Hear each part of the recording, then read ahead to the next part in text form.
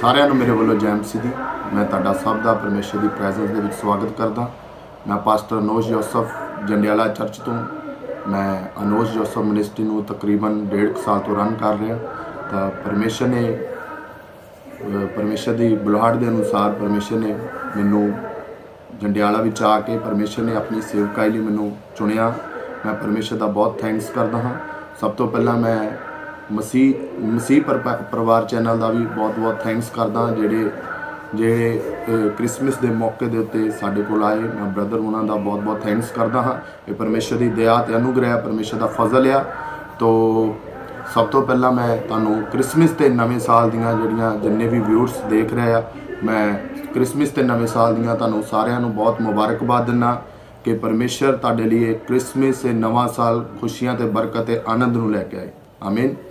तो परमेश्वर का इस जगह ते इस धरती ते इस संसार विच आउण दा एक ही मकसद है। परमेश्वर इस धरती दे उत्ते पाप नूं खत्म करन दे लई अपने लोकां नूं परमेश्वर दे नाल मिलाउण दे लई इस धरती दे उत्ते देह धार के इस धरती दे उत्ते आए। उन्होंने जन्म लिया ताकि जो कोई भी उहदे ते विश्वास करे वो नाश ना होवे बल्कि अनंत जीवन पावे।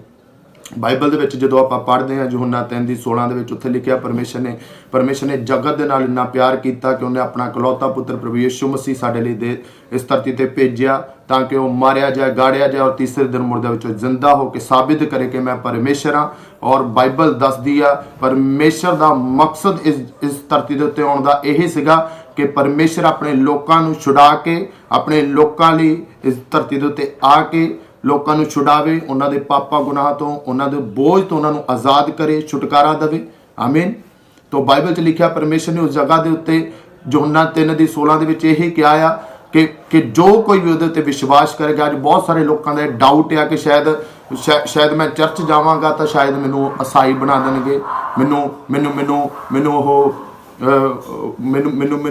ਈਸਾਈ ਮੇਰਾ ਧਰਮ ਚੇਂਜ ਕਰ ਦੇਣਗੇ। ਨੋ, पर परमेश्वर का वचन यही सानू उस जगह के उत्ते दसदा आ कि जो कोई भी, ਇਹਦਾ मतलब वो परमेश्वर हर एक इंसान की गल करदा, वो मनुख की गल कर रहा कि जो कोई भी ਉਹਦੇ ਤੇ विश्वास करेगा वो नाश नहीं होवेगा, अनंत जीवन पावेगा। आमीन। तो साडा काम आ परमेश्वर के उत्ते विश्वास करना। आमीन। तो परमेश्वर जिहड़ा आ वो सानू कहंदा मेरे ते विश्वास करो, ट्रस्ट करो कि मैं परमेश्वर हाँ। मेरे ते कहंदा बाइबल जिद्दां दसदी है कि चखो ते वेखो यहोवा कितना भला है। आमीन। ਉਹਦੇ ਕੋਲ ਆ ਕੇ ਦੇਖਣਾ ਪਵੇਗਾ, ਉਹਨੂੰ ਟੇਸਟ ਕਰਨਾ ਪਵੇਗਾ, ਫਿਰ ਹੀ ਅਸੀਂ ਕਿਸੇ ਚੀਜ਼ ਬਾਰੇ ਦੱਸ ਸਕਦੇ ਹਾਂ ਕਿ ਅਗਰ ਮੰਨ ਲਓ ਕੋਈ ਵੀ ਚੀਜ਼ ਆ ਅਸੀਂ ਅਗਰ ਉਹਦਾ ਟੇਸਟ ਨਹੀਂ ਲਿਆ ਕਦੀ, ਅਸੀਂ ਉਹਨੂੰ ਨਹੀਂ ਦੱਸ ਸਕਦੇ ਕਿ ਉਹਦਾ ਕਿੱਦਾਂ ਦਾ ਟੇਸਟ ਹੋਵੇਗਾ। ਪਰਮੇਸ਼ਰ ਕਹਿੰਦਾ ਮੇਰੇ ਤੋਂ ਆ ਕੇ ਤਾਂ ਦੇਖੋ ਮੈਂ ਭਲਾ ਪਰਮੇਸ਼ਰ ਹਾਂ। ਆਮੀਨ। ਉਹ ਕਿਸੇ ਧਰਮ ਜਾਤ ਨੂੰ ਬਣਾਉਣ ਨਹੀਂ ਲਈ ਆਇਆ। ਉਹ ਇਸ ਚੀਜ਼ ਨੂੰ, ਇਸ ਮੈਂਟੈਲਿਟੀ ਨੂੰ ਜਦੋਂ ਅਸੀਂ ਖਤਮ ਕਰ ਦਿੰਦੇ ਹਾਂ ਕਿ ਨਹੀਂ ਪਰਮੇਸ਼ਰ ਮੇਰੇ ਲਈ ਆਇਆ, ਪਰਮੇਸ਼ਰ ਮੈਨੂੰ ਪਿਆਰ ਕਰਦਾ ਆ, ਪਰਮੇਸ਼ਰ ਮੇਰੇ ਲਈ ਇਸ ਧਰਤੀ ਤੇ ਆਇਆ, ਉਹਨੇ ਮੇਰੇ ਲਈ ਇਸ ਧਰਤੀ ਤੇ ਜਨਮ ਲਿਆ, ਉਹ ਮੇਰੇ ਲਈ ਇਸ ਧਰਤੀ ਤੇ ਆਇਆ, ਮੇਰੇ ਲਈ ਉਹਨੇ ਕੋੜੇ ਖਾਦੇ, ਮੇਰੇ ਲਈ ਮਾਰ ਦਿੱਤਾ ਗਿਆ, ਗਾੜ ਦਿੱਤਾ ਗਿਆ, ਮੇਰੇ ਲਈ ਜਿੰਦਾ ਹੋ ਗਿਆ ਔਰ ਮੇਰੇ ਲਈ ਫੇਰ ਆਉਣ ਵਾਲਾ ਪਰਮੇਸ਼ਰ। ਜਦੋਂ ਕੇਵਲ ਇਸੇ ਗੱਲ ਤੇ ਅਸੀਂ ਬਿਲੀਵ ਕਰਦੇ ਹਾਂ, ਅਸੀਂ ਟਰਸਟ ਕਰਦੇ ਹਾਂ ਤਾਂ ਪਰਮੇਸ਼ਰ ਸਾਡੇ ਉੱਤੇ ਫਿਰ ਕਿਰਪਾ ਕਰਦਾ ਹੈ, ਦਇਆ ਕਰਦਾ ਹੈ, ਅਨੁਗ੍ਰਹਿ ਕਰਦਾ ਹੈ। ਅੱਜ ਲੱਖਾਂ ਹਜ਼ਾਰਾਂ ਲੋਕਾਂ ਦੀਆਂ ਅਸੀਂ ਟੈਸਟਮਨੀ ਸੁਣ ਸਕਦੇ ਹਾਂ ਪੂਰੇ ਵਰਲਡ ਦੇ ਵਿੱਚ। ਤਾਂ ਪਰਮੇਸ਼ਰ ਨੇ ਕਿਹਾ ਕਿ ਮੈਂ ਜਗਤ ਨੂੰ ਬਚਾਉਣ ਦੇ ਲਈ ਇਸ ਧਰਤੀ ਦੇ ਉੱਤੇ ਆਇਆ ਹਾਂ। ਜਗਤ ਨੂੰ, ਪੂਰੇ ਵਰਲਡ ਦੀ ਗੱਲ ਕਰ ਰਿਹਾ। ਉਹ ਕਿਸੇ ਈਸਾਈ ਧਰਮ ਦੀ ਗੱਲ ਨਹੀਂ ਕਰ ਰਿਹਾ ਕਿ ਮੈਂ ਈਸਾਈਆਂ ਦੇ ਲਈ ਆਇਆ। ਅਗਰ ਤੁਸੀਂ ਗੌਰ ਦੇ ਨਾਲ ਉਸ ਵਚਨ ਨੂੰ ਪੜੋਗੇ ਤਾਂ ਪਰਮੇਸ਼ਰ ਨੇ ਉੱਥੇ ਪੂਰੇ ਵਰਲਡ ਦੀ ਗੱਲ ਕੀਤੀ, ਪੂਰੇ ਸਾਰੇ ਜਗਤ ਦੀ ਔਰ ਪੂਰੇ ਵਰਲਡ ਦੀ, ਸੰਸਾਰ ਦੀ ਗੱਲ ਕੀਤੀ ਆ ਕਿ ਮੈਂ ਸਾਰੇ ਜਗਤ ਨੂੰ ਬਚਾਉਣ ਦੇ ਲਈ ਇਸ ਧਰਤੀ ਤੇ ਆਇਆ। ਮੈਂ ਬਾਈਬਲ 'ਚ ਲਿਖਿਆ ਪਰਮੇਸ਼ਰ ਕਹਿੰਦਾ ਮੈਂ ਪਾਪ ਨੂੰ ਖਤਮ ਕਰਨ ਦੇ ਲਈ ਇਸ ਧਰਤੀ ਦੇ ਉੱਤੇ ਆਇਆ, ਮੈਂ ਤੁਹਾਡੇ ਉੱਤੇ ਬੋਝ ਨੂੰ ਖਤਮ ਕਰਨ ਲਈ ਇਸ ਧਰਤੀ ਦੇ ਉੱਤੇ ਆਇਆ, ਮੈਂ ਤੁਹਾਡੇ ਉੱਤੇ ਸ਼ਰਮਿੰਦਗੀਆਂ ਨੂੰ ਖਤਮ ਕਰਨ ਦੇ ਲਈ ਇਸ ਧਰਤੀ ਦੇ ਉੱਤੇ ਆਇਆ। ਬਾਈਬਲ 'ਚ ਲਿਖਿਆ ਪਰਮੇਸ਼ਰ ਨੇ ਕਿਹਾ ਮੈਂ ਤੁਹਾਡੀਆਂ ਬਿਮਾਰੀਆਂ ਨੂੰ ਆਪਣੇ ਉੱਪਰ ਲੈ ਲਿਆ ਤਾਂ ਕਿ ਜੋ ਕੋਈ ਮੇਰੇ ਤੇ ਵਿਸ਼ਵਾਸ ਕਰੇ ਉਹ ਫਿਰ ਨਾਸ਼ ਨਾ ਹੋਵੇਗਾ, ਉਹ ਅਨੰਤ ਜੀਵਨ ਨੂੰ ਪਾਵੇਗਾ। ਅੱਜ ਵੀ ਪਰਮੇਸ਼ਰ ਸਾਨੂੰ ਅਨੰਤ ਜੀਵਨ ਦਿੰਦਾ ਕਿਉਂਕਿ ਪਰਮੇਸ਼ਰ ਨੇ ਕਿਹਾ ਮੈਂ ਪੂਰੇ ਜਗਤ ਨੂੰ ਬਚਾਉਣ ਦੇ ਲਈ ਇਸ ਧਰਤੀ ਦੇ ਉੱਤੇ ਆਇਆ ਤਾਂ ਕਿ ਜੋ ਕੋਈ ਮੇਰੇ ਤੇ ਵਿਸ਼ਵਾਸ ਕਰੇਗਾ ਕਹਿੰਦਾ ਉਹ ਨਾਸ਼ ਨਹੀਂ ਹੋਵੇਗਾ, ਉਹ ਕਹਿੰਦਾ ਅਨੰਤ ਜੀਵਨ ਨੂੰ, ਅਬੰਡੈਂਸ ਲਾਈਫ ਨੂੰ ਪਾਵੇਗਾ। ਹਾਲੇਲੂਇਆ। ਅਬੰਡੈਂਸ ਲਾਈਫ ਦਾ ਮਤਲਬ ਕੀ ਆ ਕਿ ਪਰਮੇਸ਼ਰ ਕਹਿੰਦਾ ਮੈਂ ਤੁਹਾਨੂੰ ਕਹਿੰਦਾ ਮਰਨ ਤੋਂ ਬਾਅਦ ਵੀ ਲਾਈਫ ਦਵਾਂਗਾ। ਉਹ ਕਿਹੜੀ ਲਾਈਫ ਆ? ਉਹ ਸਵਰਗ ਰਾਜ 'ਚ ਕਹਿੰਦਾ ਮੈਂ ਤੈਨੂੰ ਪ੍ਰਵੇਸ਼ ਕਰਾਂਗਾ, ਸਵਰਗ ਰਾਜ 'ਚ ਤੈਨੂੰ ਕਹਿੰਦਾ ਲੈ ਕੇ ਜਾਵਾਂਗਾ। ਸਵਰਗ ਰਾਜ ਦੇ ਵਿੱਚ ਜਾਣਾ ਅਬੰਡੈਂਸ ਲਾਈਫ ਆ। ਬਾਈਬਲ 'ਚ ਲਿਖਿਆ, ਪਰਮੇਸ਼ਰ ਨੇ ਕਿਹਾ ਮਾਰਗ ਮੈਂ ਆ, ਦਰਵਾਜ਼ਾ ਮੈਂ ਆ, ਜੋ ਮੇਰੇ ਕੋਲ ਆਵੇਗਾ ਕਹਿੰਦਾ ਸਵਰਗ ਦੀਆਂ ਕੁੰਜੀਆਂ ਉਹਨੂੰ ਮੈਂ ਦਵਾਂਗਾ। ਹਾਲੇਲੂਇਆ। ਤੋ ਇਸ ਕਰਕੇ ਪਰਮੇਸ਼ਰ ਦਾ ਇਸ ਧਰਤੀ ਤੇ ਆਉਣਾ, ਪਰਮੇਸ਼ਰ ਦਾ ਪ੍ਰਭੂ ਯਿਸੂ ਮਸੀਹ ਦਾ ਦੇਹ ਧਾਰ ਕੇ ਇਸ ਧਰਤੀ ਤੇ ਆਉਣਾ, ਪਰਮੇਸ਼ਰ ਦਾ ਇਹ ਮਕਸਦ ਆ। ਕੋਈ ਧਰਮ ਜਾਤ ਨੂੰ ਬਣਾਉਣ ਦਾ ਮਕਸਦ ਨਹੀਂ ਹੈ ਪਰਮੇਸ਼ਰ ਦਾ ਮਕਸਦ ਇੱਕ ਹੀ ਆ। ਪਰਮੇਸ਼ਰ ਕਹਿੰਦਾ ਮੈਂ ਆਪਣੇ ਲੋਕਾਂ ਨੂੰ ਪਿਆਰ ਕਰਦਾ ਹਾਂ। ਪਰਮੇਸ਼ਰ ਨੇ ਕਿਹਾ ਮੈਂ ਆਪਣੇ ਲੋਕਾਂ ਨੂੰ ਛਡਾਉਣ ਦੇ ਲਈ, ਮਾਫ ਕਰਨ ਲਈ, ਜਿਹੜੇ ਪਾਪਾਂ 'ਚ ਫਸੇ ਆ, ਗੁਨਾਹਾਂ 'ਚ ਫਸੇ ਆ, ਨਸ਼ਿਆਂ 'ਚ ਫਸੇ ਆ, ਯੂਥ ਨਸ਼ਿਆਂ 'ਚ ਫਸਿਆ, ਪਰਮੇਸ਼ਰ ਕਹਿੰਦਾ ਮੈਂ ਉਹਨਾਂ ਨੂੰ ਛਡਾਉਣ ਦੀ ਤਾਕਤ ਰੱਖਦਾ, ਮੈਂ ਉਹਨਾਂ ਨੂੰ ਬਚਾਉਣ ਦੀ ਤਾਕਤ ਰੱਖਦਾ, ਮੈਂ ਉਹਨਾਂ ਨੂੰ ਅੱਜ ਆਪਣੇ ਲੋਕਾਂ ਨੂੰ ਬਿਮਾਰੀਆਂ ਤੋਂ ਕੱਢਣ ਦੀ ਤਾਕਤ ਰੱਖਦਾ, ਮੈਂ ਉਹਨਾਂ ਦੀਆਂ ਸ਼ਰਮਿੰਦਗੀਆਂ ਨੂੰ ਖਤਮ ਕਰਨ ਦੀ ਤਾਕਤ ਰੱਖਦਾ। ਹਾਲੇਲੂਇਆ।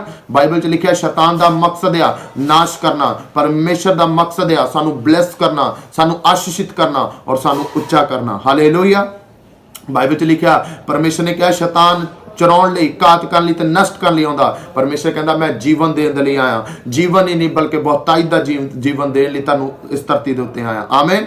ਤੋ ਇਸ ਗੱਲ ਤੇ ਜਦੋਂ ਅਸੀਂ ਬਿਲੀਵ ਕਰ ਲੈਨੇ ਆ ਕਿ ਹਾਂ ਪਰਮੇਸ਼ਰ ਤੂੰ ਮੇਰੇ ਲਈ ਇਸ ਧਰਤੀ ਦੇ ਉੱਤੇ ਆਇਆ, ਤੂੰ ਕਿਸੇ ਈਸਾਈ ਧਰਮ ਨੂੰ ਬਣਾਉਣ ਦੇ ਲਈ ਨਹੀਂ, ਤੂੰ ਮੈਨੂੰ ਬਚਾਉਣ ਦੇ ਲਈ ਇਸ ਧਰਤੀ ਦੇ ਉੱਤੇ ਆਇਆ, ਤਾਂ ਪਰਮੇਸ਼ਰ ਕਹਿੰਦਾ ਮੈਂ ਆਪਣੀ ਕਿਰਪਾ, ਆਪਣਾ ਫਜ਼ਲ ਤੇਰੇ ਉੱਤੇ ਕਰਾਂਗਾ, ਮੈਂ ਆਪਣਾ ਕਿਰਪਾ ਵਾਲਾ ਹੱਥ ਤੇਰੇ ਉੱਤੇ ਰੱਖਾਂਗਾ ਤੇ ਤੈਨੂੰ ਉਸ ਉਹ ਆਸ਼ੀਸ਼ਾਂ, ਉਹ ਬਰਕਤਾਂ, ਉਹ ਅਨੰਤ ਜੀਵਨ ਦਵਾਂਗਾ ਜਿਹੜਾ ਤੂੰ ਆਪਣੀ ਲਾਈਫ ਦੇ ਵਿੱਚ ਕਦੇ ਨਹੀਂ ਸੋਚਿਆ ਹੋਵੇਗਾ, ਜਿਹੜਾ ਤੇਰੀ ਸੋਚ ਤੋਂ ਪਰੇ ਤੈਨੂੰ ਮੈਂ ਬਲੈਸ ਕਰਨ ਦੀ ਤਾਕਤ ਰੱਖਦਾ। ਹਾਲੇਲੂਇਆ। ਤਾਂ ਮੈਂ ਆਪਣੀ ਲਾਈਫ ਦੇ ਵਿੱਚ ਅਗਰ ਮੈਂ ਆਪਣੀ ਟੈਸਟਮਨੀ ਦੇਣਾ ਚਾਹਾਂ ਤਾਂ ਮੈਂ ਆਪਣੀ ਲਾਈਫ 'ਚ ਇਸ ਟਾਈਮ ਮੇਰੀ ਏਜ 23 ਸਾਲ ਦੀ ਆ। ਮੈਂ 23 ਸਾਲ ਦੇ ਵਿੱਚ ਪਰਮੇਸ਼ਰ ਦੀ ਪ੍ਰੀਚ ਨੂੰ ਕਰ ਰਿਹਾ। ਇਹ ਕੀ ਆ? ਪਰਮੇਸ਼ਰ ਦੀ ਦਇਆ ਆ। ਅਗਰ ਪਰਮੇਸ਼ਰ ਮੇਰੇ ਤੇ ਕਿਰਪਾ ਨਾ ਕਰਦਾ ਤਾਂ ਕੋਈ ਇਨਸਾਨ ਜਿੰਨਾ ਚਿਰ ਪਰਮੇਸ਼ਰ ਉਹਨੂੰ ਨਾ ਚੁਣੇ ਉਹ ਖੜਾ ਨਹੀਂ ਹੋ ਸਕਦਾ। ਹਾਲੇਲੂਇਆ।